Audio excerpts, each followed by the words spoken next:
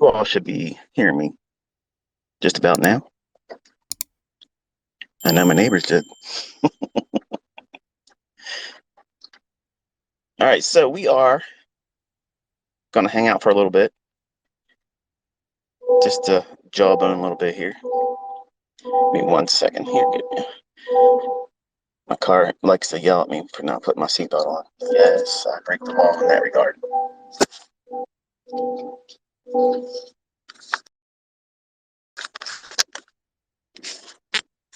But for this one, I guess I'll have to wear it because it'll chime and chime and chime for a minute before it turns off. All right, so this week we had some non-farm payroll action. And in case you're wondering, if you don't want to be sitting through this, that it should be recorded.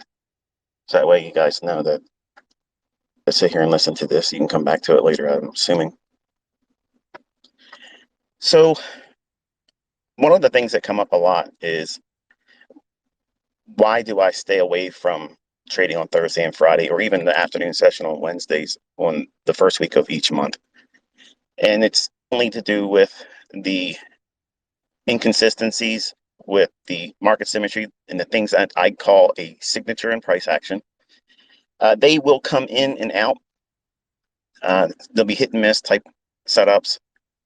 I've learned over the years that it's just better for me not to take these trading days with live money, because the probabilities are much lower than they are when they're not on those particular days. Not the same as like a FOMC. Like a FOMC day, I can sometimes go in after the FOMC announcement because it's created volatility. But ahead of the FOMC, I won't be in front of that, because it's basically a gamble. You don't know what they're going to do. For non-farm payroll, the elements about that week and what you've learned hopefully this week was that in the beginning of the week, this is what I teach my students, that Monday, Tuesday is kind of like your honeypot. You want to go into the market looking for your setups there. And if you don't find it, try to force it. You don't insist upon taking a trade. But if it presents it, you try to take it then. And then at the New York session on Wednesday, that's like your cutoff time. It's closing time. If you want to go in after that, just know that you're gambling. You're not doing what I've taught you and high-fiving me and putting up your trades and tweeting to me saying, thanks ICT, me for that, because I told you not to do it. Okay, so if you made money, that's on you. And if you lost money, guess what? That's on you too. But I see a lot of folks that will post, hey, what do you think about this? What do you think about that? And apparently they're not listening, because here's what I think. On Thursday and Friday, you shouldn't have been trading. That's what I think. And what do you do on those days? Well, basically, you're students, okay? You're learning. And even if you've been trading for a while, if you're listening to me, you are a student, okay? You're learning what it is that I do, whether you're going to use it or not. You're a student. So you don't want to be doing the things that I'm telling you not to do, because if you do that, you're wasting your time under my tutelage. You're not going to benefit from it. Apparently, some people like to come and they'll say, hey, look, ICT says don't do this, but I made money over here. Okay, that's fine. When it rains on everybody. Okay, that doesn't mean that you did something right that day. It just means that when I first started making money years ago, back in the 90s, I had 9 months of sheer luck, folks. And it's not painful for me to say now. It was painful at the time to admit to myself that I wasn't as good as I thought it was. Like, I thought that books that I purchased and VCR tapes and CDs and everything else, well, not CDs, but DVDs were coming up then. And I thought that logic was building me into a juggernaut. And, well, the only thing that was a juggernaut is how fast I blew the accounts. Because once the market started going into a trader's environment where everything stopped going parabolically one direction up, I discovered that I didn't know how to trade. And that was very painful to watch me blow not one, not two, not three, not four, but 5 accounts. 5 accounts in 1 year in the 90s, trying to force what I thought the books were working for me initially with. And it's a terrible experience, but when I tell you these things, what to avoid, what not to be doing, and then I see folks going out and doing the very thing I tell you not to do. And the worst thing that can happen is for you to find short-term success doing the things I tell you not to do. That's exactly the equivalent of what I was doing for 9 months in 1993. And it was not skill, that was luck. And you were lucky if you made money on Thursday. You were lucky on Friday if you made money. Now that the dust has settled, it's Saturday. If you look at the 5-minute price action on the E-mini S&P, now I don't have a chart in front of me, but I know what it looked like. It was very boring, very sloppy. Yes, there was a setup. Yes, there was a few little tiny little scalps. But if you were in there looking for a particular run, that would be framed with a larger degree of probability, not something just on a 1-minute basis. And when I'm looking at trades, I'm going to be all over the place, so that way you know. It's probably going to be difficult for some of you guys that are sticklers about, why don't you just stay on one topic? I'm not going to be able to stay on a topic because I'm literally speaking as my mind goes. So this is what it's like to be in my head. I may not completely close a topic, and if I don't act on something, obviously just tweet it to me in response to this post or this recording, and then I'll address it if it's something that's noteworthy. If it's something that's already been mentioned in other videos or things, and I'll pretty much just, I'll like your comment saying I read it, but doesn't mean that I'm going to answer it because I've already answered it somewhere else. But when I see folks posting that, hey, thanks ICT, I made this much money on Thursday or Friday of non-farm payroll week. I'm not gonna high five that. Not because I'm ignoring you, not because I'm trying to be ignorant, but I'm trying to show you that you're doing the opposite of what I'm telling you to do. And some of you just simply want to have those war scars. Like you want to be able to go through what I went through, or anybody else that blows accounts, and I got the war scars to prove I earned my stripes. If I could go back in time and I could have someone like what I'm trying to be, I'm doing my best to be the very thing that I was wanting to be, or not wanting to be, but wanting to learn from, someone that had the experience, had gone through the pain, suffered, lost real money, and then found a way to make money. That's somebody that I would have completely subscribed to, absolutely took everything they would have said to heart. And that's my motivation in doing all this stuff, because if I can save one of you from putting yourself through what I put myself through, then it's a success for me. But it's almost like a confessional too, because a lot of you look up to me as like this superhero kind of guy, and you view me as something that I'm not. I'm not like what many of you attribute characteristics, like it's undeserved. I'm an average little person, okay? I'm not really a big deal. I came from a small town, and I was fortunate to find my way in certain circumstances, certain chance meetings, and I've been blessed by a really big God. And that's who's behind me. That's where I get the tenacity to stay with it. And that's who kept me going when I didn't have an ICT encouraging me. It would have been great for me to have somebody to sit down like this and kind of like just talk to me, be a friend, be someone to encourage me, because I was in tears just about every other day back in the 90s. I was so frustrated. I used to work, and I'm thinking about it right now as I'm driving. On Saturdays, I would get up real early, and I used to do a vending route for a guy out in Owings Mills, Maryland.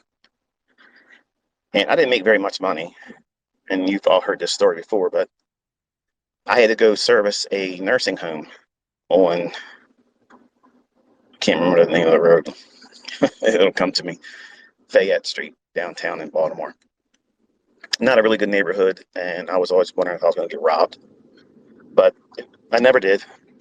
But I spent 5 hours of my Saturday as a young man, just turning 20 years old, freshly divorced. And I would waste 5 hours of my Saturday servicing one account, and I would hate my life. Like, I hated it. I hated the fact that I knew my friends and my family were home, like you probably are right now. Some of you are probably working, some of you are listening at your job and you're cheating your boss. But I hated my life on these days. So every Saturday, I go out and I take a drive. Now I'll cycle through both of my Corvettes because I got to keep them moving and keep the battery life on them because I don't put a lot of miles on them. But I'm thinking out loud like I usually do on Saturdays, where I reflect on when I was a younger man, before I knew what I know now. And I was only making $315 a week.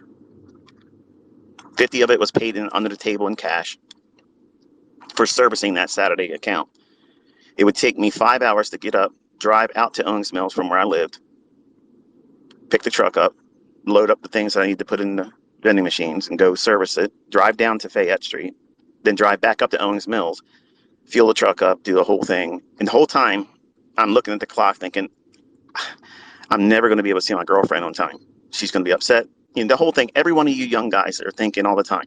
That was me. I did the same stuff.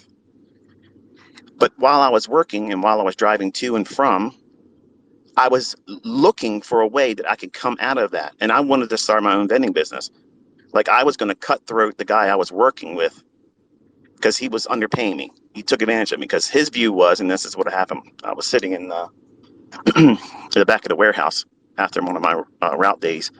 And the guy's father, who really owned the business, came in, and real snooty Jewish man. Not that there's anything against Jews or anything like that, but this guy was a hardliner. Just, if you're not Jewish, then you're nobody. And he said, "Where's that young guy? Where'd you find him at?"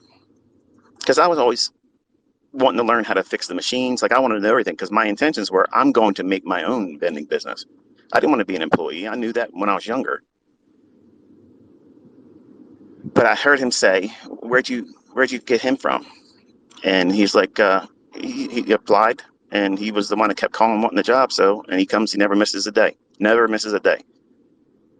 He's like, he looks like he's from Essex, Maryland. He goes, he is. He goes, yeah, you got to watch those guys from Essex. I literally wanted to crawl under a rock at that time. And that day struck a fire under my ass. I was like, you son of a bitch. Let me tell you what money making is all about. I'm going to find a way, and I'm going to come back here, and I'm going to show you sons of bitches what real money is. I crept underneath the dock door so that way they wouldn't hear me. Because I think at the time, Glenn, who was the boss, the manager, the son of the owner, his dad, Marty, he said something that day that literally got under my skin. And I was like, who the hell do you think you are? Now, let me paint a picture for you. This guy, he owned a lot of Section 8 real estate down in Baltimore, made $30,000 a month in Section 8 income, living as a slumlord, okay? His vending business, he had 3 routes. I ran one of them. My route did $147,000. And I guess that was the middle route. The largest one was ran by his cousin. And there was another guy that ran a smaller route that I think it did like $100,000.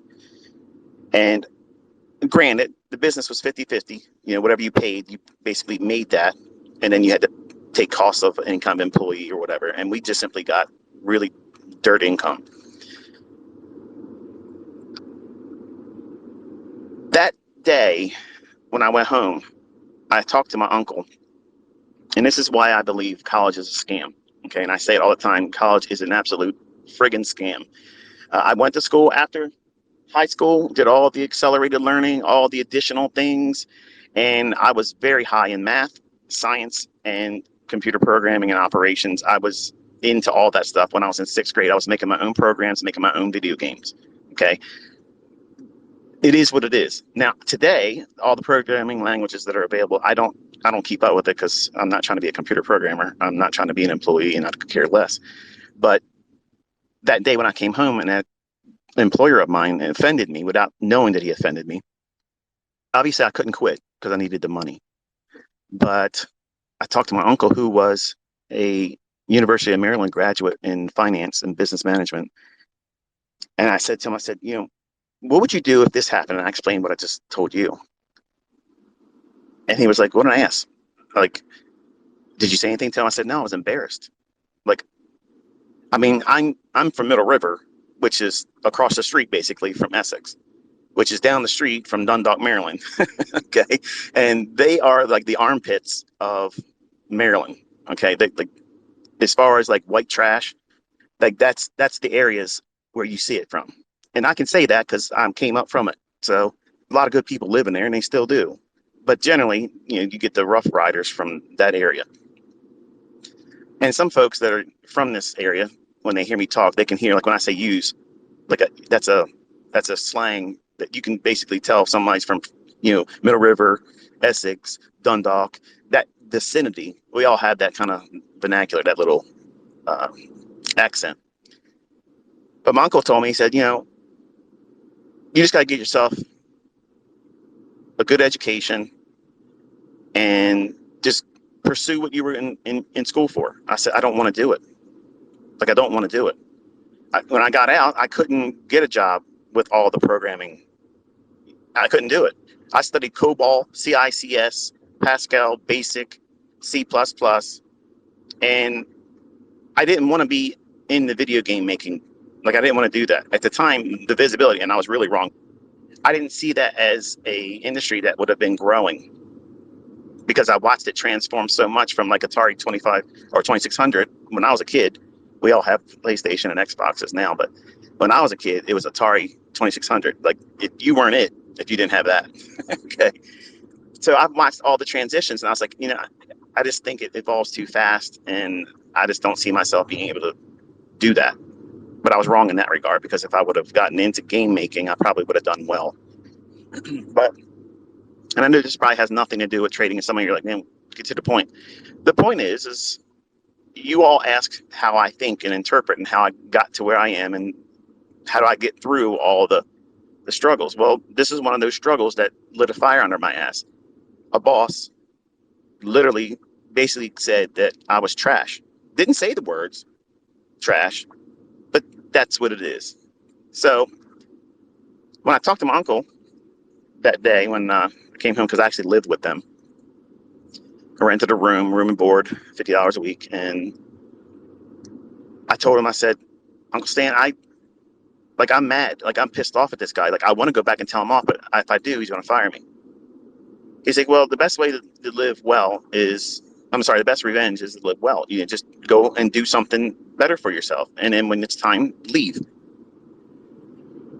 But I didn't have an answer for how to do that. Like, I didn't know what it is that I would be doing to make money.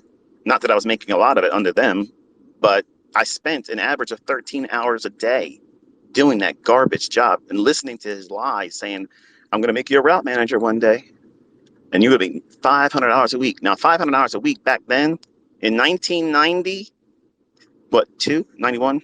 Yeah, 91. I literally swallowed that hook, line, and sinker thinking $500, that's mad money. Like, that's crazy money back then. $500 is nothing. Like, my stop loss, my stop loss per tick is like that now. So the bottom line is I was pissed off and I wanted to find a way. I wanted to find a way to get out of that situation. And my uncle's advice was go back to school and pursue more of the languages that are available today. Now, this is a guy who I love. He was a father figure in a period of my time of growing up. He let me move into his home and they treated me very good. But this is the same person, and this is what I said, don't take life advice from people that have a lot of drama in their life. And there's people out there that critique me very hard, and they assume the things I talk about and say aren't good advice. But if you look around, there's a lot of folks, since I've been public teaching, they're showing the results. They're doing those funded accounts. I'm seeing people getting paid, not just the acceptance of these funded accounts. And I'm not going to sit here and rep anyone's company because I don't have any affiliation. And please, if you're part of those companies, don't reach out to me anymore because I'm not going to, rep you. I don't do those things. Just like brokers, I don't rep a broker either. I'm not introducing broker. I'm not trying to get you to do anything except for invest in time with yourself and believe in yourself, because I'm telling you right now, going to college is the biggest fucking scam you'll ever do. And I don't care if you make money because you went to college. The world has changed. Look around. Look around. People have no idea what's about to come. They have no idea what's coming. I've been talking to my students, telling them before Trump got elected, I said all of this stuff was coming. It's in video, it's documented, period. The things that are coming, you're not ready for.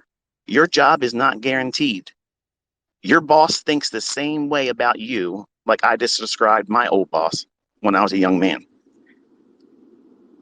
They're not going to tell you because they can get a lot of trouble today where, back then, a lot of things, you can get away with a lot of things back then. But I was taking advice from a guy that went to college, graduated a very high GPA, business management, a math scholar, but he was managing a Kentucky Fried Chicken. KFC. Yeah. Here's my uncle, the guy I learned about trading from, who couldn't make money outside of the first initial plunge into it, where he made money to buy a condominium down in Ocean City in Sugar. And he told me when I was 15 years old and 16 years old, every Sunday at my grandmother's, the richest people in the world, Michael, trade futures and options. Get yourself a good job, become an electronic technician, save up, invest, and live like the fat cats. Well, at 15 and 16, hearing that, I'm interested in martial arts. Okay, I'm going to run my own martial arts school. I'm not interested in all that stuff. It sounds like the stock market. That's over my pay grade as a kid. I'm not interested. I hadn't really worked yet. And then when I started working, I was thinking, this sucks. First job was a dishwasher at Gerspec's grocery store. But I looked at my uncle that day and I told him, I said, can I tell you something? And I want you to know that I'm saying this with love, and I just want to know things better. But how do you feel knowing that you wasted 6 years of your life in college and all the bullshit that you subscribed to and the books that you paid for, all that prep work, all that stress and crunching numbers, all that stuff, and you're working at Kentucky Fried Chicken, managing kids that don't want to come to work, and then you got to stay and do their job. You did all of that as a result of spending time and the money. He paid out of his pocket, folks. He didn't have financial aid. Again, he didn't have those things. He paid for it with his jobs and savings and money, and he cut grass. And that's what he does today. He's a retired man. He doesn't even trade. And he's got his own little grass cutting business. So he puts a little bit of bread in that. And he's got a pension from Verizon where he retired from. But he was not successful as a trader. He was not successful as a college graduate with exemplary marks in school. Like, his grades were great. And to talk to him, he's a very intelligent guy, very intelligent, but down to earth too. And I love talking to him. I don't talk to him as much anymore, but that day when I asked him that, it was like I crushed his soul.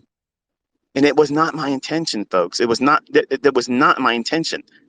But I wanted to know, have you observed, have you noticed that you worked your ass off and you told me to do those things and I did it? And guess what? Both of us are in the same position. We can't use the shit that we paid for in school. Nobody wants. Hang on, this guy's getting ready to try to do. Can you slow down, fucker? This guy's literally trying to fucking run me off the fucking one-way bridge here. Give me a fucking dickhead. There, get out and beat this motherfucker's ass. Stupid bitch. Told you I was bipolar. Apologize for that. So I asked the guy, my uncle rather. And I said, listen, you know, do you honestly believe that that was the best decision for you and I? Like, I took your advice, I listened, and nothing came from that. And the look in his eye was like literally like, man, it was noticeable to you. I don't know if he was ignoring it, like the elephant in the room, but I know my aunt, who was married to him, looked at him like, you know, he worked really hard and let's just never talk about it. He never could make it work. He went on so many interviews, and they never hired him. And I never got an interview, not one time, all of the resumes I put out. And I had a better GPA than he did. Not one interview. So I wasted my time. I wasted my money in a field that was the future: programming, technology, information systems. I wanted to be a systems analyst. And guess what? I was a vending machine operator. I filled coffee machines and candy machines and soda machines, and I could take them apart and put them back together. I could tell you what's wrong with them without even being on that location. But it didn't pay money unless I owned the route. And then one day, while I was doing the vending route, the conclusion came to me that, you know, even if I have this vending route, if I have a route like this, that means I got to hire somebody. Do I trust somebody to be able to take the cash out of the machine and bring all the money to me? Because I got robbed one time. They broke into the back of the truck. They literally pulled the safe that was bolted in the back of the Isuzu truck.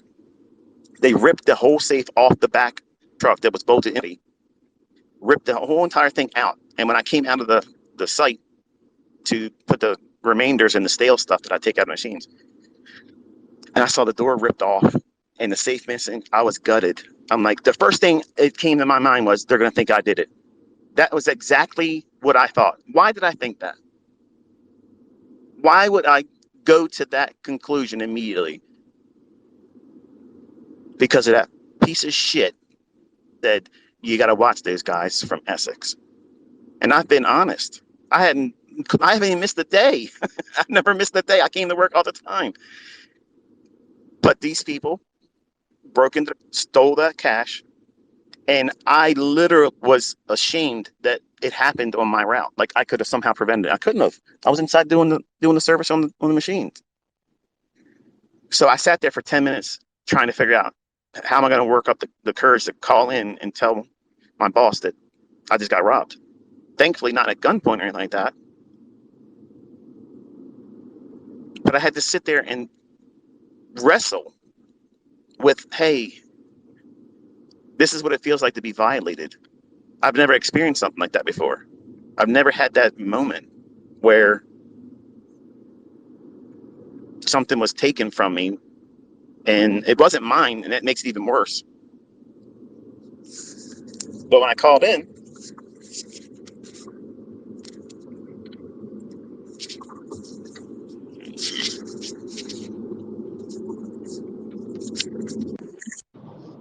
to talk to the owner of the company, I said, I just got robbed. What? Yeah, I just got robbed. And he's like, are you okay? And that made me feel better that he was at least asking that. And I said, I'm fine. I just came out of the site with the site I was at. And I said, they tore the door off the back. So it's a roll-up door. That's going to cost you money. And they ripped the entire safe off the floor. Like, it's gone. Like, it's completely gone. And he goes, did you have any video camera back there and like that? Any kind of guards? And I was like, there's nothing here, dude. Like, this is the site I'm at. And it was like a dilapidated old rubber hose making company. So it was almost a failing company. So there was not a lot of technology back then, and nobody was really worried about guarding a place like that. So apparently somebody followed me around, tracked me, and then figured that was the place they were going to do it. And it was like the third stop away from my last of the day. So all the money that would have been in there, you know, was theirs. Well, when I got back to the shop, the owner's son, Glenn, who I had an affinity for, even though his dad's a dick, I saw an entrepreneur magazine, sitting on his desk. And I was looking at it, and I'm thinking to myself, entrepreneur. Remember that day when you said that you were going to be a martial arts instructor and you got all the credentials to do it, but you never did it. Here you are filling vending machines. You just got robbed and you feel like shit. So I picked it up and started thumbing through it. And I saw things in the magazine that I liked. Like they were like pictures of boats and stuff, yachts and things like that. And I was like, you know what? I'm going to ask him if I could take this home and borrow it. And I said, Glenn, do you mind if I borrow this? I'll bring it back tomorrow. It won't be messed up. He goes, no, you can have it. So I took the magazine home. And I went home, did my normal thing, coming home, shower, work out, eat, sit around, and I started wanting to go to sleep. I grabbed the magazine, I was looking at it, and I thumbed through the back of it, and there was this little tiny low classified ad that said, real money, real people. Call this 1-800 number and get free information. So I did. And in like a week, I got a little cassette tape. And obviously, many of the old people here, the old time students, they know that was the Ken Roberts Cartage course that ended up buying, that put me on the mailing list of Larry Williams stuff. The rest is history. But when I started making money trading, I was at that vending company during that 9 months of. So naturally, because I was looking for any way to get out of that lifestyle, having to work, and I wanted to be able to put the middle finger up into that guy's dad's face, which I never did that, folks. I'm glad I didn't, because I'd probably regret it today, but I'd be lying if I said I didn't want to do it, because I did. But I wanted to escape so badly that there was a snowstorm, and I was expected to go to work that day, and I was in bed with my girlfriend, who I was engaged to at the time. And I thought to myself, I make way more money than I make in a month, a day now. And I'm looking at this girl who's not my wife. It was a younger relationship. I was a young guy. But I'm looking at her, I'm thinking, I want to marry this girl, and I don't want to be doing what I'm doing. And she doesn't know what I'm doing. She thinks the only from the vending business. So when we go out to dinner and I'm taking her to nice restaurants to try to impress her and her parents, that day I just said, you know what, I'm done. So we had pagers back. My boss was paging me, when you call in, like, So I finally, look, I'm not coming in today. It snowed and it's bad here. And he's like, well, shovel out. I said, shovel out. Now this is the son, the one I did like. I said, Glenn, I can't shovel the friggin' streets. Like, it's everywhere, not just around my car. And I had a Z28 back then, so you just don't do a Z28 in this kind of snow we had. So he says, well, if you don't come in, you don't have a job. I said, well, that just made it a lot easier, because I'm never coming back down. See you. And I didn't go pick up my check. It was 4 months before he mailed it to me. Did it feel good to do it that day? Yes, because I didn't have a guilty conscience about it. That was the reason why I kept staying, because I liked him. I liked him as a person, but that day killed it for me, which is, I guess, God's way of saying it's time to go. So he let him show his colors to me, and I just rolled. And I just did it the way I wanted to, on my terms. They didn't say, we don't need you anymore, trash from Essex. Then their business went under. These folks that had Section 8 housing, they lost all their housing because of reports about being slumlords.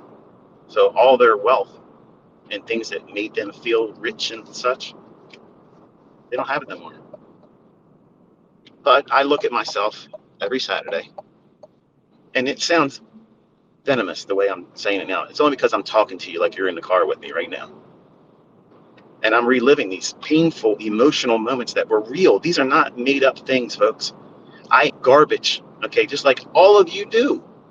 I was not exempt from that. You hear me talk, and it sounds like this guy was just pressed out of a mold. He never had any hardships. It was a silver spoon in his mouth, and this is no. I had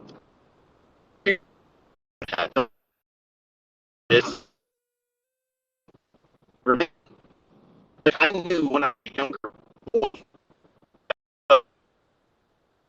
and it's not because I'm lazy, because I'm not lazy.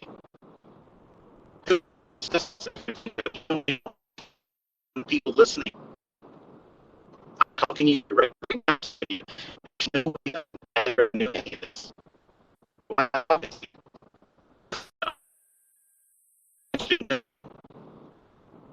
I'm a real person with these things, just like you're going through your things right now. And you'll think about this conversation when you're older and you have more experience behind you. And then when you've succeeded, you'll say, you know what? I remember that time when ICT was out there driving around, almost beat somebody's ass for almost running off a road. That day, he said some things that really resonated with me. And it made sense at that time later on, not so much meaningful to you right now because they're my experiences. Maybe you don't have the hardships that you live with. And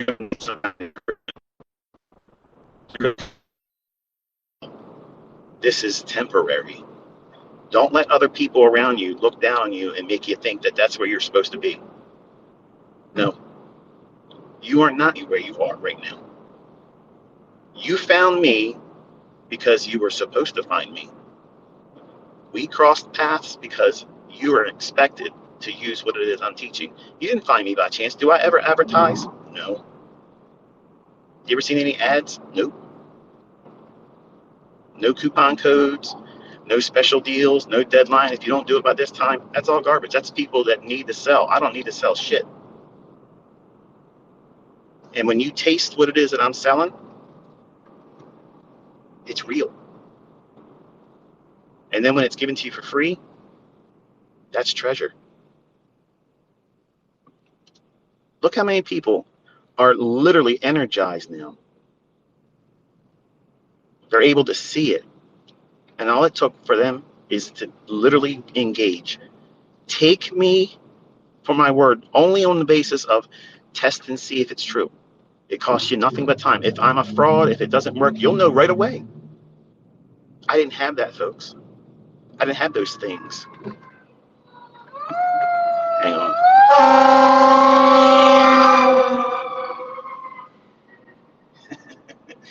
Guy's trying to run him over in the fire engine. See that? When's the last time your mentor took you on a road trip like this?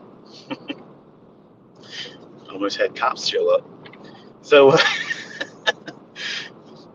when you go through these moments where you feel like you're not going to be able to do this, just know that I had those all the time. And I had good, well-meaning people around me, and they didn't inspire me. In fact, they were weights around my neck. They kept me from being positive. I had to dig in deep on myself. And it was me basically going to war with that guy's perception of me. You got to watch those guys from Essex, Maryland. Like I'm some freaking meth head selling crack on a corner somewhere. I was a model employee. That's the guy you want that never misses a day, that works over and doesn't expect anything extra and believes that in time that the employer will reward them for their loyalty and work ethic. And I was taken advantage of. But guess what? I'm not complaining about that. I'm glad it shaped me into that's who I was before I started working for them. My grandfather made that in me. So college is a fucking scam.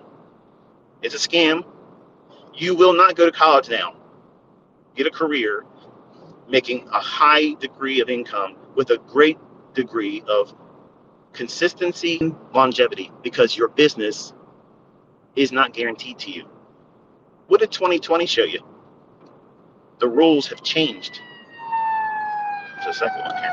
I don't see any smoke, but I'm bringing it today in a Lamborghini. Hey, brother, I see you.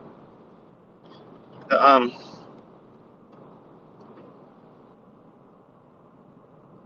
the world's changed, folks. And when I started talking in 2016 about what was coming, I got laughed at, Chicken Little. But I said, everybody on Twitter, I said, everybody needs to get ready because they're going to do something that's worse than 9/11, and it's coming. I said that in July of 2019 again.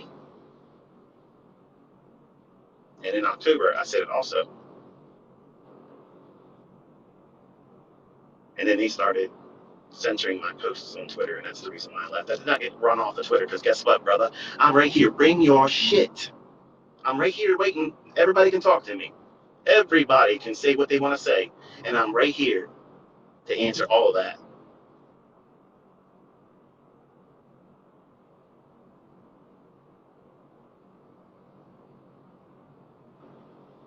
So on Saturdays, I take a drive, and I get to reflect on the choices I made, just like I tell you to on those community posts.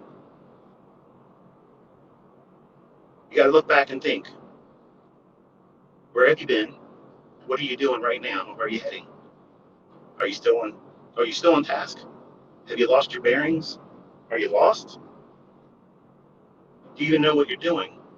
Did you even do anything last week that contributed to growing?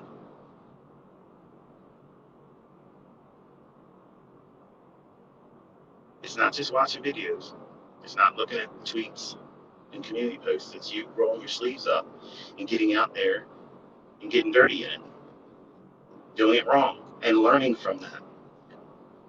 That's the part that I thought was the prevention for me, though. Like, I looked at it like, I'm never going to get this. I'm never going to get this. And my aunt would come in, knock on the door, and hear me weeping in there. Like, are you okay? Yeah, I'm just frustrated. What's wrong? You won't understand. And she wouldn't have. Even my uncle wouldn't have understood.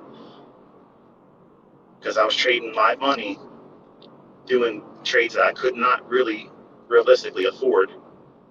And when they went bad, they were bad. But when they were good, I contained that. And I kept telling myself, this is how you keep going. When they look at you and they look down at you and they think that you're a friggin' bum, that you're never going to amount to anything because you live below your means, guess what?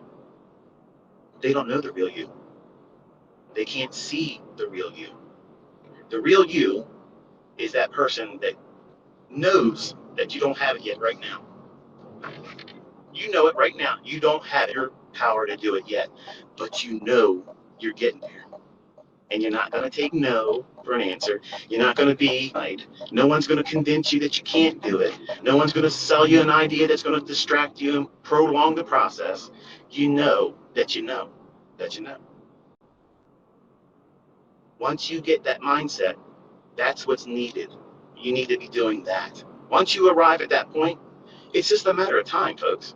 It's just a matter of time, and how much time is it going to be? I don't know. It's everybody's different. But I can tell you, I had a plan that I did not want to be working when I was 40 years old. So I was willing to give up at that time half of my life to get to where I wanted to be at. And where I wanted to be at was financially independent. And I started with trying to earn and save $1,000 a month. And folks, that shit got real easy. Real easy. And then when you start getting these mile markers, you don't need cheerleaders around you. You don't need anybody to tell you, that a boy, that a girl, you're going to do it. Keep doing what you're doing. Because your bank account tells you that. Your bank account tells you you're doing shit right, man. Who cares who believes you? Who's going to convince you when you got millions of dollars in the bank? Who do you need to tell you that you finally arrived? You need somebody to talk to you. You need Tony Robbins to talk to you about how you're doing a good job. You got 7 digits floating around in multiple banks. You need Tony Robbins to tell you you're doing a good job. No. You don't need that. All you need to do is show up, put the work in, and do it consistently. If you do that, look around, folks. These people that are just now discovering themselves in what I'm teaching, nobody's going to convince them otherwise now. They tasted it already. They've already tasted it. They know what it feels like now. No one's convincing them otherwise. They're never going to be told what they're doing is the wrong way now. All I've ever invited everyone to do. If you do that, I promise you, I guarantee you, you will never, ever, ever, ever put this down again. Because once it bites you, you're infected. You just accept it now. It's a way of life. These markets are in your blood. And guess what? Some days, it ain't right. I had a friend when I was growing up said, it ain't, how do you say it? It ain't right if it ain't rough. Or that's not how you say it. He says, it's not rough. It's not right if it's not rough. Or rough if it's not right. Something to that effect. And it's kind of like trading. If it's easy, you probably are doing something that isn't going to be sustainable, like it was for me in 1993. That was luck. It ain't rough if it ain't right. That was the expression he used to always tell me. And as a young guy, I would complain to him. I'd be like, where do you see us growing up and being later in life? He goes, I don't know. I'm just living right now. And as cool as it sounded back then, that scared the hell out of me because I needed to know. I needed to know where I was going to be at. Like, I don't want to be homeless. I want to make sure I can survive. And I'm thankful that I don't have that worry anymore. And I want all of you to have that feeling, that sense of accomplishment. But I know there's a lot of folks in here that don't want to hear this part, but it's the truth. If you don't live right, if you don't do the right things to other people, because listen, and Denny, you hear me. I appreciate you coming out and saying that the things that you've been making ad revenue on, and yes, you do make ad revenue. Those things that you say about me, you came out and researched, they're not true, and I appreciate that. But because you profess in whom you believe, that's the reason why I haven't touched you. That's why I won't come back and say anything to you. Touch not my anointed. I don't do that to a brother in Christ. And I understand what you're doing. You want attention in traffic, I get it. But the things you said, everyone knows, and you know too, aren't true. But I have been a blessed man. My entire life, I've had so many blessings, not just in the markets, not in trading, not just in relationships, but my source, my real secret is my relationship with Christ. That's it. And I've always said this before, I'm not a poster child for Christianity. I'm not the model Christian. As you can see, when I get chemically imbalanced, I lose control of my tongue sometimes. I'm like Peter many times. I got foot and mouth disease. I open my mouth, put my foot right in it. And when I talk to all of you, I'm talking to you like you are my best friend, or my son, or my daughter. And I think you can hear it when I'm talking to you because I mean what I say. And I lived these experiences. I've done these things. And I'm not asking anything for it. I've proven that. I've did millions and millions of dollars a year for 6 years. And I chose to stop. I guarantee you, if I went on Twitter right now and said, okay, I'm opening up shop right now, and in Jesus' name, I swear to God, I'm never doing this again. But I'm telling you, if I did it right now and posted it on Twitter, I'll open up the mentorship again, even if I doubled the price, I'd probably have millions of dollars in the PayPal account before Monday. This is the way it is. And you should be thankful that I don't do that. I don't need to do that. I don't want to do it. So if my experience was, I see this guy, he comes out and says these things that I do, and then watch all these other people prove that they can do it. They're recording their entries, their management on YouTube. That should encourage you. And then to watch this person step away from making millions of easy money. It's real easy. but it's hard managing all the personalities. So if I'm going to manage all your personalities, I'm going to do it where there's no business tie between us. And we understand that the work is all yours. And you know I'm motivated because I love doing this. And you want someone to teach you that's passionate. You want somebody that's basically lukewarm? No. You want somebody that's on fire, that literally lives and breathes this stuff. And I have done that for 30 years. I absolutely love this industry. I love this business. I love the people. I love the whole idea of it, the lifestyle, everything.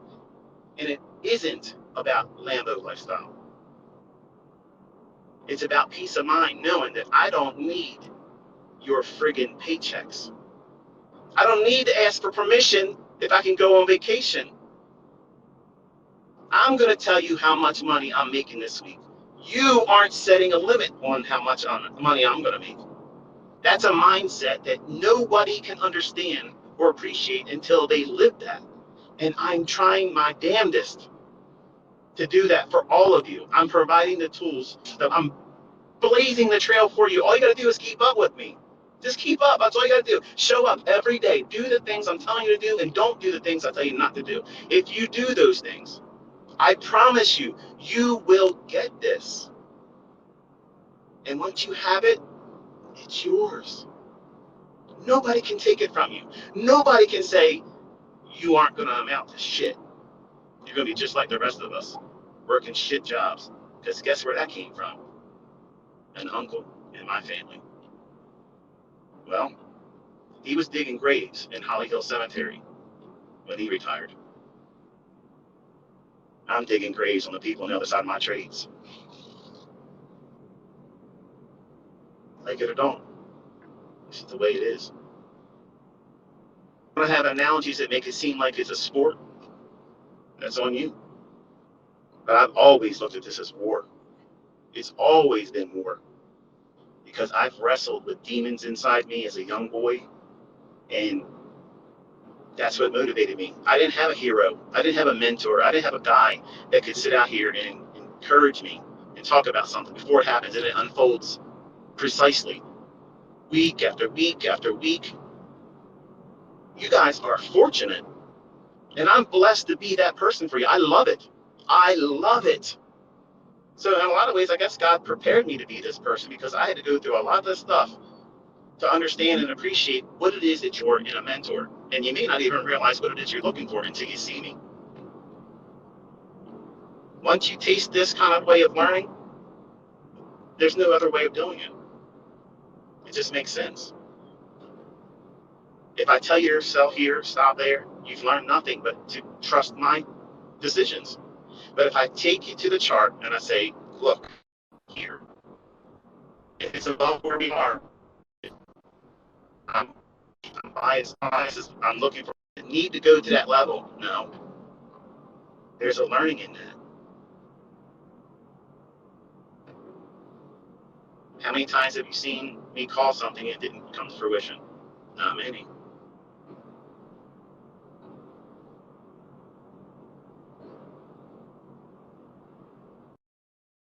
Well, my son, obviously, some of the guys out there, they're afraid that their all account challenge is going to get trumped by my son, who's a neophyte. I think I've already done that so far. The broker that my son uses reached out to him and said, two things: circle trader Michael J. Huddleston, your father, and is he posting your statements? And how does he have access to your statements? And we're probably going to close your account if you do have a response. And respond to each one independently. So, what difference was it making if I'm his father? And who the fuck business is it if he wants to put his own trade statements in my email box or put them online if he wants to? I've never seen a broker ever say something like that. Like, why wouldn't they want someone that shows accountability? Makes you wonder, doesn't it? Now, He hasn't reported any trouble whatsoever with them clearing his trades. So I was kind of shocked when he pushed it and I texted me showing him, hey, Dad, this is what they emailed me. What do I do? He replied to him, tell him the truth. You're going to lie to him. What are you going to lie for? I think I think they're afraid that it's me behind his trades, and that would be against the law, and no, that's not going on. And how else would someone that entered and opened the account up admitting that they don't have any experience all of a sudden runs up from the lows he had that month? If I was broke, I'd be wondering too. But he's pushing the buttons. And if they choose to close his account, that's fine. There's plenty of other brokers out there. But as far as what he's trading, I sit with him. I explain to him how certain moves form, kind of like what I've done with you, and all the basic stuff. And no, he's not trading Enigma. He wouldn't even understand Enigma unless he gets in the marketplace. He has to taste it, see it, live and breathe it, take money from the market and have money taken from him. You have to have those experiences. And I put him in those situations with conversations saying, what do you think would happen if you went in right here? And he's excited to get in a trade. Like, he's not in a rush to get in. If anything, he's reluctant.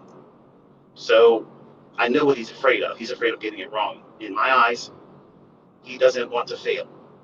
And I can't stress this enough, Caleb. You have made me so proud. The fact that you're doing it, I love that. I know he's going to succeed because I'm going to fucking guarantee it.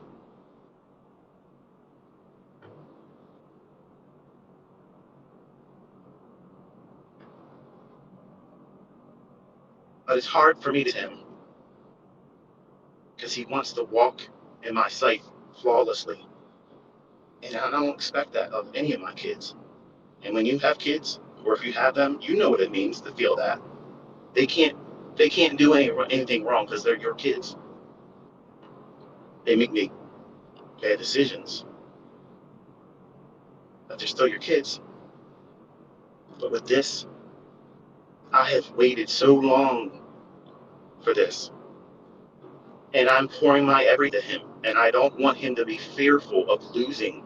Fearful of losing. Losing, that is a tax on success. You're going to have losing, man. It's just the way it is. I lose, I get it wrong, it doesn't matter. I still beat their ass. That's the way you have to look at it. Every sports team, every sport, they don't win every down, every inning, every whatever the hell it is. I'm not even a sports fan. I'm trying to draw out other analogies because some of you don't like to hear the war story stuff. But every day isn't going to be a winning day.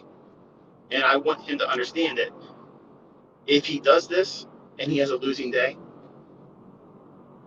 I'm not looking down on him on that. I want to see, does it affect you on the other side of that loss? That's what I'm interested in as his father and as his instructor in terms of trading. I want to see, how does it affect him mentally? Because I'm going to tell you right now, when I was younger, when I lost, I was fucking pissed off. I hated everybody. I could have easily snapped the neck of somebody that would have came up to me as soon as I dusted $3,500 on a trade that I knew damn well 20 minutes before I should have got out of that thing. But now, the next person that speaks to me, it's his fault. You did this to me. You know what I mean? You know what I'm talking about. So many wives and girlfriends and boyfriends have suffered so many times. Did that time cause that pain? And you want to find some way to put an outlet on it that takes it away from you. But that's what trading is. You eat it and you swallow it. It's good medicine because it makes you the trader. That bad stuff that happens to you, that's what every wildly profitable trader has done a lot of. They ate that. They took those shots and they kept going. That's why many of you are absolutely you're gonna find that this is the most impossible thing for you to do. And it's impossible for everybody in the beginning. until you get that mindset I mentioned earlier, where you know what? Nothing's going to deter me from doing this. I know it's going to feel like I want to quit sometimes. It's going to feel like this is a bunch of shit. I can't do it. I can't learn this. I'm frustrated. It didn't do what I want. I don't even know what the hell the bias is. Everybody's asking all the time, bias, bias, bias. I am literally teaching you bias, folks. I'm taking you into the chart, telling you, here it is. This is what I'm pointing to. If it's above the market, is that a bearish bias? No. If I'm pointing below the market price, and I'm saying, look at this level here, note that.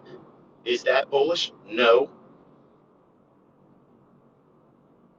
I'm teaching you by doing it with you. I'm showing you. I'm teaching you how to avoid when you're going to blow your account. I know that intimately. I did a lot of that in the 90s. I got no problem telling you. I got medals. I got purple hearts, okay, for blowing out accounts in the 1990s. I did it in stunning fashion. It was style. I did it while in a truck, working 13 hours a day, driving with my left foot laying on the steering wheel, going over the T bridge. High winds. That's like trading full margin, no stop. And that's how I was trading market, crude oil market, gold futures. I was doing all that stuff and losing my ass the whole time doing it. Well, blew that account. It's going to take me 6 weeks to save up another amount to get it. But guess what? Nobody could have told me ever that was a dumb decision. Because I knew in my heart, I have tasted what it feels like to win. And those wins were more than my monthly income gross. Let that bug bite you, and it'll never leave you alone. It'll never, ever leave you alone. So you might as well just roll your sleeves up, accept the fact that it's going to take some work, it's going to take some effort on your part, put in the time and the work, defer all your weekend warrior stuff that you want to hang out with your buddies and go out with your girlfriends and go buy what's on sale. Stop all that. Invest your time and your money in yourself. Because I'm telling you right now, there isn't anybody, I don't know anybody that went to college that makes as much money as I have. I don't know anybody like that. College didn't do that for them. Now, business owners, yeah, that's the way you do it. But employees, my opinion is even an average, consistently profitable trader will slap the money bags out of the best of any employee of any company. Because you're not limited. That company says how much you're going to make. You're an employee. You're subservient. I'm not subservient to anybody. Well, the Lord. But outside of him, I ain't got to listen to nobody. Nobody tells me what my schedule is. No one tells me when I can and can't. Nobody puts a limit on how much I can earn. And folks, listen, I got out of the teaching business, but I could roll right into a signal service right now. I'm not going to, just so you know. But if you learn how to do this, you don't need to have money to do it. Learn the skill set and then prove to everyone online that you can do it consistently. I guarantee you, they will throw money at you. They will throw it at you if they could just watch what you're doing beforehand. I teach this with my students all the time. I have a lot of folks that are literally barely scraping by. There's no way they're going to open up a $100,000 trading account. They're not. So those funded accounts, I think they're a good idea. Are they all good? No. Do I have a reputation of doing business with them? No, I've never done anything. We'll never tell you this company or that company over another. But the skill set, once you know it, folks, listen, man, this is not pipe dream. This is really real. You can sit in front of a chart, determine where it's going to go, where it's not going to go, and it delivers consistently. That's a skill set very, very few people can do on this planet. Even the folks that are outside what I teach and they're consistently profitable, you have a system. You know that you are part of a society that is so minuscule. We're like the League of Extraordinary Gentlemen and gentle ladies. Please don't get on me about the gender stuff. It is what it is with me. But you're an exceptional breed of person If you can sit down and interpret these charts and read the tea leaves, and you earn those stripes, whether you're doing what I do or another way of doing it. I ain't gonna knock anybody that's consistently making money. Who can do that? Nobody should. Nobody has anything to say anything about anybody that's making money. Because if you're making bread doing this stuff, you arrived. Nobody's gonna tell you different.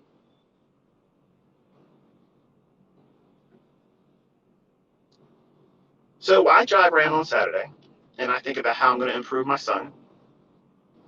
And I basically congratulate myself every week. Kind of like Snoop Dogg, I like to thank myself. I like to thank me. I like to thank myself. I do that, but also I talk to God. I thank Him for most of everything I have is His. He gives it to me. But the model my son's working on, this is the second Lamborghini I saw.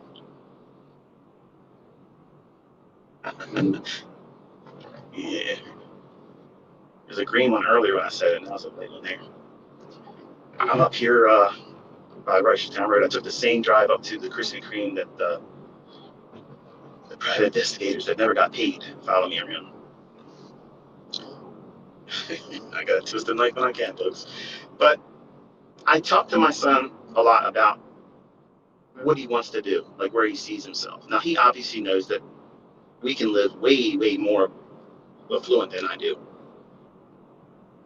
He, because he's been working, a menial warehouse job, works second shift. I think he goes in 3 o'clock and gets off at 11 is the normal end time. Sometimes they keep him over if there's things they got to finish. And he does all the heavy lifting part. He stacks up stuff, puts it on pallets, and he's not doing an easy job for a lot of money. It's for him because he's not muscular. He's not built like a shit brick house. He's literally, a young thin guy. So he's working hard. Back hurts him all the time now. And I knew if I left him in it long enough, he would come to me with that desire and outwardly, some of you out here may be judgmental about that. But tell you this: when I was raised by my grandfather, because my father is absolutely a contract murderer. His name is Michael Joe Howington. He is serving 2 consecutive life sentences plus 20 years, and he picked up more time when he broke out of Maryland Penitentiary in 1983. Okay, so there you go. My grandfather raised me, and he raised me as a hard-line Navy man. Laziness was not accepted. You have because you earned it. If you didn't earn it, you don't have it. And when I was younger, I was going to just give money to my kids, and I talked about how I was going to do it openly. And a lot of folks really, hey, look, you think this is a good idea? And at first I was pissed off, like, hell, you tell me how to raise my kids. But one guy sat and wrote an email to me one day. He says to me, like, Michael, I love what you do. I think you're a genuinely nice guy, but I don't think it's a good idea for you to give your kids money. You should make them earn it. And he went through the list of reasons why, blah, blah, blah. And he actually talked about how he was given money by his father, and he went all the wrong directions. And in fact, that's what got my father where he was. My birth biological father, Michael Joe Howington, who is again in Jessup, Maryland, Maryland House of Corrections. Look it up if you want to, do the research on it. He was a murderer. He did it for money because he had a heroin addiction that he picked up when he was in Vietnam. Before he went to Vietnam, he was drafted. He didn't want to join it. My mother and him got together. Obviously, he was one of those guys that came from a family that had money. Not a lot of money, but they had money. And they gave him the apartment. They set him up, and they got him a car, several cars, always gave him cash. And he was spoiled. And he did shit that, spoiled people do. Made stupid decisions. He got married and then slept with my mom when she was underage. Supposed to be born. She was going to abort me. He told her, I'm going to cut your throat ear to ear if you kill that baby. And that's the reason why you hear my voice. That's the only thing my father did for me. He's never spent any time with me. He never did anything with me, ever. But my grandfather raised me. I lived with him. So, my son Caleb, I pushed him into a similar. He has grandparents that are not doing well. My mother-in-law, she has cancer, lung cancer. She's got like half of one lung, a little less than half of one lung, and her husband is failing. Like, we don't even know how long he's going to be around. We're surprised he's still here.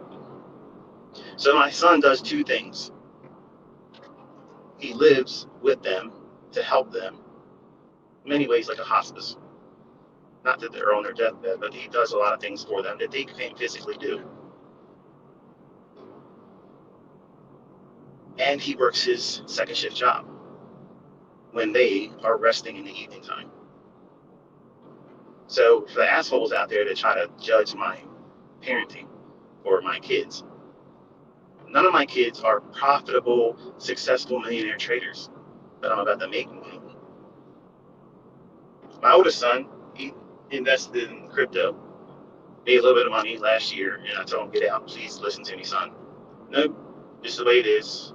We had a falling out because he wanted a house and set him up with cash, and he wanted to be like my dad, and I told him I'm not going to do that. And we have not talked since then. He does things in his life that I live, and some of them could get him in trouble. But he doesn't listen. But he's his own man, and he'll have to take those consequences. But he has lost a lot of his money because he didn't listen. I told all of you crypto was going to crash. I don't trade crypto, so please stop asking me about it. I'm not going to talk about how my concepts work or don't work in them. I don't believe in crypto. So if you're trading crypto and you made money, congratulations. But don't attribute to me because I didn't help you do it. But if you lose money, don't complain to me because I said don't use it. But I say to my son Caleb all the time, I'm like, look, you've never complained about any of the things that you're going through right now. And that's exactly how I was. I didn't complain that I had to stay within an earshot, that I had to be right around the corner to take my grandmother to the bathroom because she couldn't walk. I didn't complain about that. I just thought that's what I had to do. What was I going to compare it to? I didn't have anything else to compare it to. Just like Caleb. So now he has the right mindset. Out of all my children, he has the right mindset. He has worked menial jobs and made nothing, hates his friggin' career, okay, because it's not even a career. It barely gives him any money. His back hurts every single day, and he wants to finally do his own thing. That's the fertile mind that I need. He knows what it tastes like to be living like that. He never one time complained, Dad, can you just do this for me? He's never asked me for anything. He's never done that. My other kids always ask. That's normal, I guess. But Caleb wants to just be able to earn enough money to not worry about money. He's not even trying to be rich. And that's how you get rich. Hear that, folks? You get rich when you don't try to get rich. When you do something with passion that you want to do well because you enjoy it and you love it, you need to make trading like that. And that starts by doing analysis and loving the analysis, back testing, reading price charts, and just pouring over top of it and not finding anything else that would be more interesting except for your relationships. Because they're important. You got to balance that.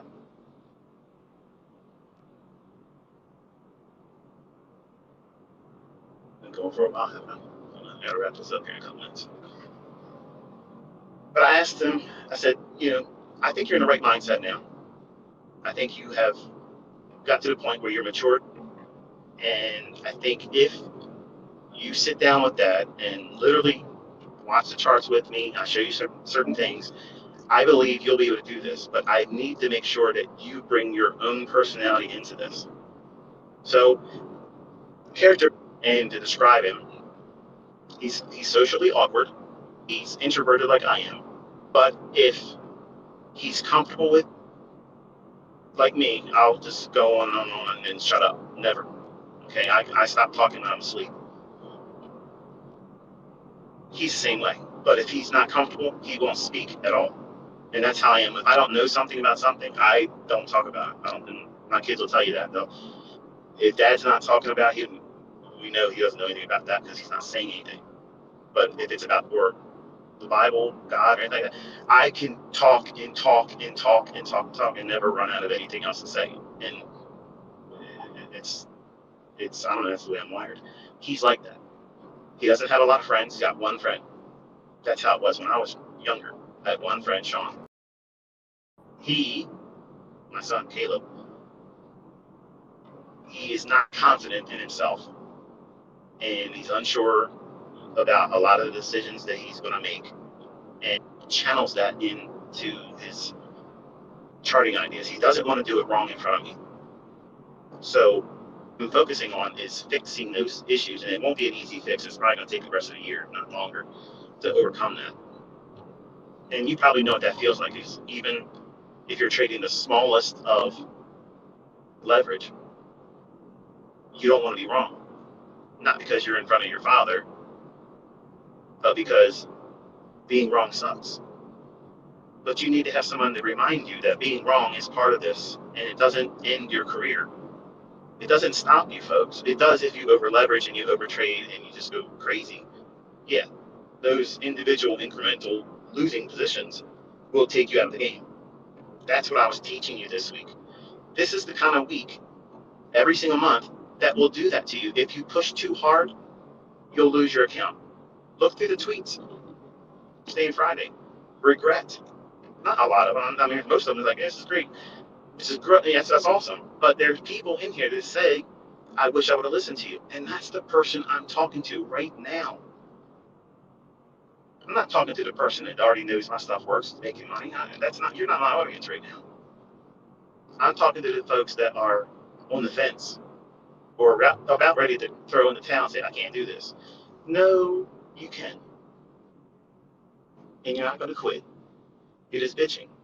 Bitching's part of it. I bitched and quit so many times in the 90s. I quit every 3 months. I quit. I quit every single time until I had enough money to open up another account. That's exactly what I was doing. I was quitting until I had enough margin to open up another account. So no, nope. That's addicted. And you have to be an addict in this to stick with it, because cheerleaders don't exist in this. It doesn't work like that. You have to cheerlead yourself. You got to be the person that says, you know what, I'm worth doing this for. And it doesn't seem conventional. It doesn't make any sense that you would expect to sit in front of these charts and look at these lines wiggling and waggling and expect them to be translating into income going into your bank account. But guess what, folks? That's exactly, when you do it right, that's exactly what happens. But if you do it wrong, and you will do it wrong, I do it wrong, you're going to do it wrong, or sometimes the market's just going to suddenly do something that you didn't expect. And guess what? That usually happens when I'm from payroll week for me. So that's the reason why I don't trade it. Period. It's simple. I don't know why it's hard for some of you to get that logic. I don't have an edge in those days. You might. Congratulations. Kudos to you. I'm not knocking you if you can. I'm not here trying to size up anybody because you made money on Thursday and Friday. I don't care about that.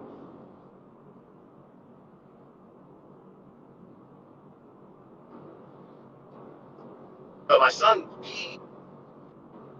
because he's indecisive, because he's unsure about himself, I'm kind of like guiding him into a model that seeks 5 points.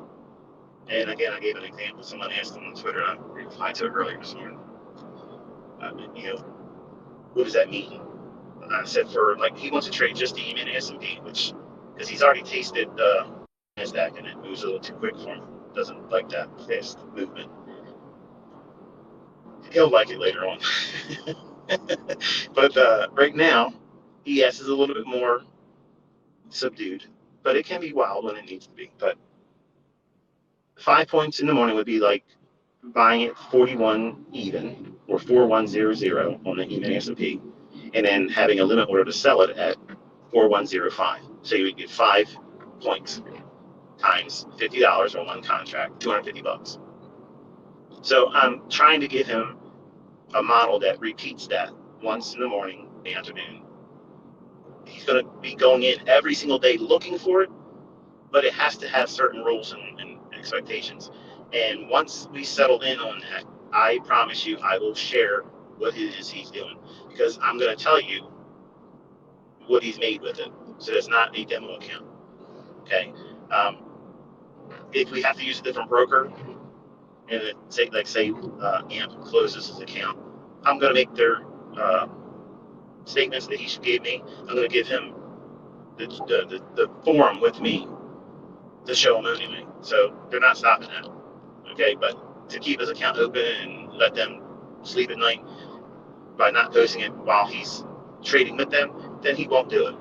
But I don't need to make anything photoshopped or fake. If I'm going to Photoshop something, I'm going to Photoshop, a mustache or a beard, something stupid. Trading, I don't need to make anything fake about that. Okay, I can do it. And just like you're learning, you're going to learn how to do it. And it's fun. When people doubt you, I know a lot of young guys want to get out here and just smash everybody's head. You ever ask yourself why you want to do that? Why? What is it about it? Because some of you really want to go out there and vehemently defend me. Like, I need you to defend my honor. I don't need it on me. I enjoy it. Bottom line is this. If you feel like you got to go out there and prove yourself, listen, folks, this is for the young guys. And Danny, this is you too. You were scarred. Sometime in your life, you had something cut you so bad that you had something taken from you. Somebody that you loved cut you so deeply that now you have a wound that nothing can fill it except for you proving to them that you are better than they thought you were. You were worth more than they thought you were, and then hurt you. And you want to prove it to them. But because you can't prove it to them, you're going to prove it to anybody and everyone that gets in front of you. And I tell you this because that's how I live my. I can't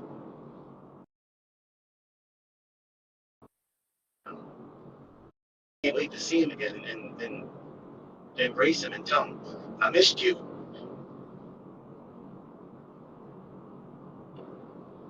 And I hope that he's proud of me.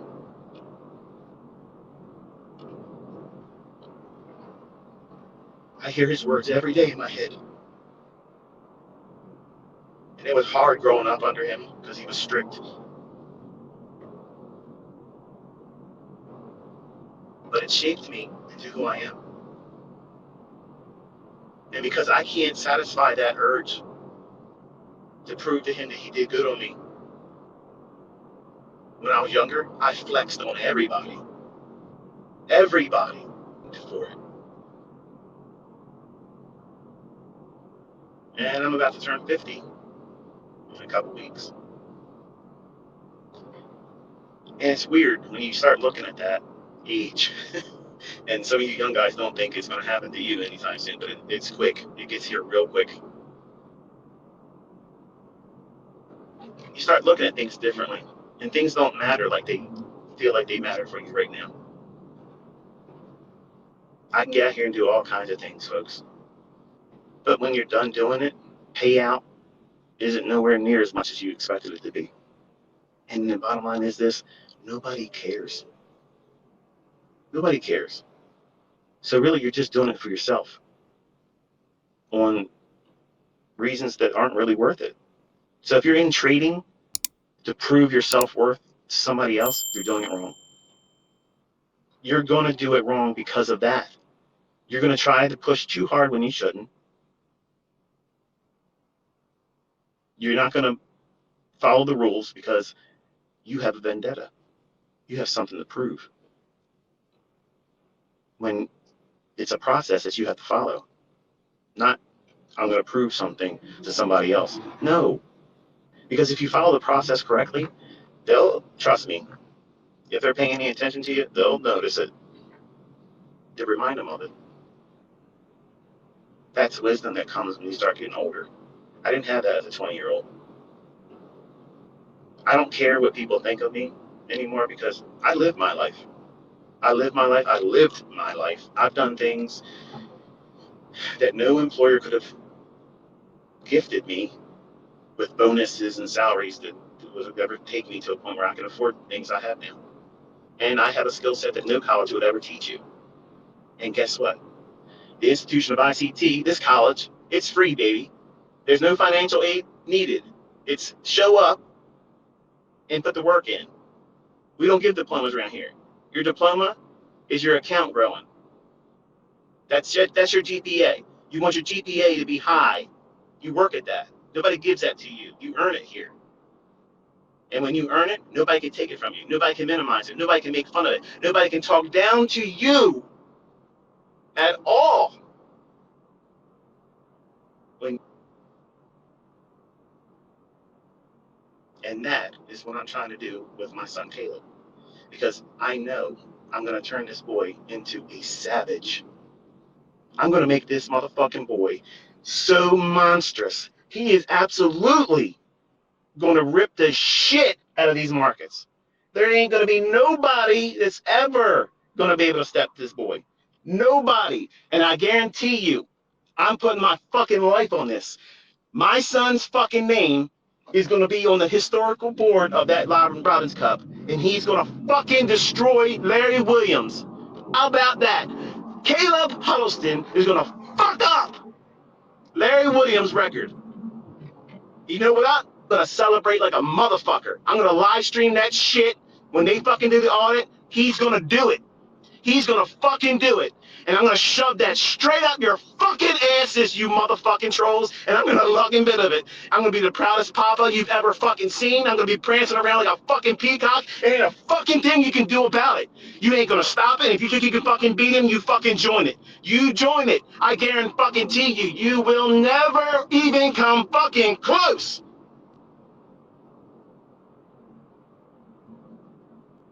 You like that crescendo? It's coming. Until next time.